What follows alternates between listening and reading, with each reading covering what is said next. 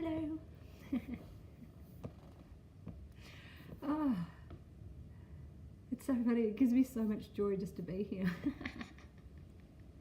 Thank you. Oh. Oh. I'm here because I just am so in awe of my, I feel emotional. I'm so in awe of my 2-year-old. I just had an amazing morning with him and am in awe of his innate ability to know stuff. Yeah. And I love that when I allow him to lead, the stuff that unfolds just blows my mind. And I really wanted to share it.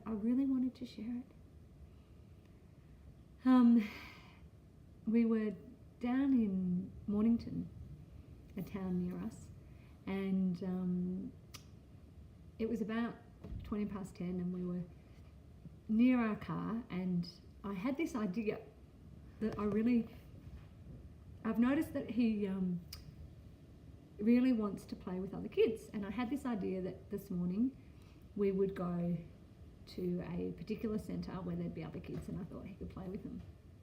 And I was a little bit attached to the idea.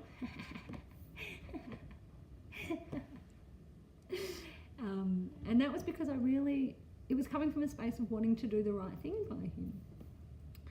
And we were at the car, and we needed that 10 minutes to get to the play centre and join in the next session.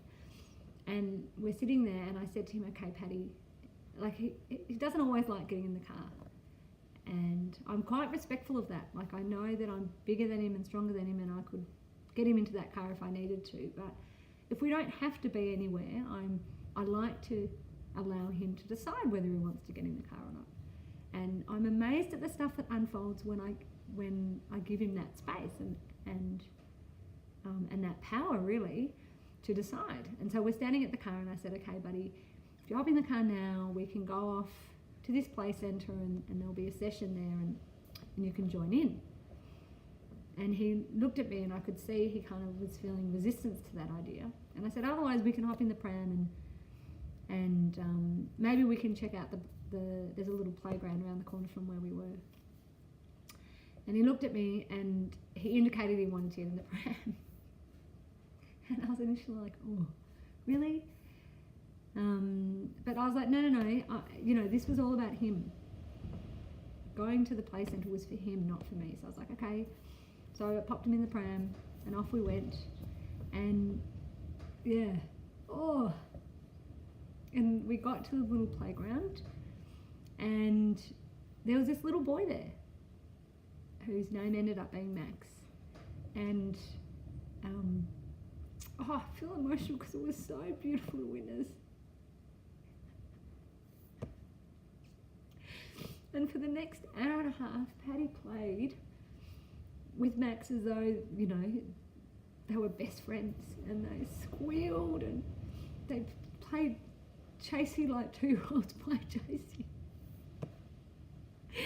Oh, and it was so beautiful, and I just thought, wow, this little dude he really knows. Like, he knows stuff that I don't know. And I just, I feel gratitude towards myself and towards him. And I really wanted to share that because, I know there's a tendency in our culture, I even think, for adults to know. And, and I think Paddy has shown me on numerous occasions that actually he's got it. He knows what he's doing. So, I just wanted to share that story. And then, after an hour and a half, they left each other quite happily. And, it wasn't even a thing about having to leave. Paddy Paddy grabbed his backpack, and it was obviously time to go. And back to the car we went, hopped in the car without any resistance, and then drove home, and he fell asleep in the car on the way home. And we got home, and I transitioned him into the cot, which is where he is now. And I was like, it was perfect. It was perfect. So, amazing, amazing. They're amazing. So, a story in honour of Paddy and all the other little beings out there. Okay.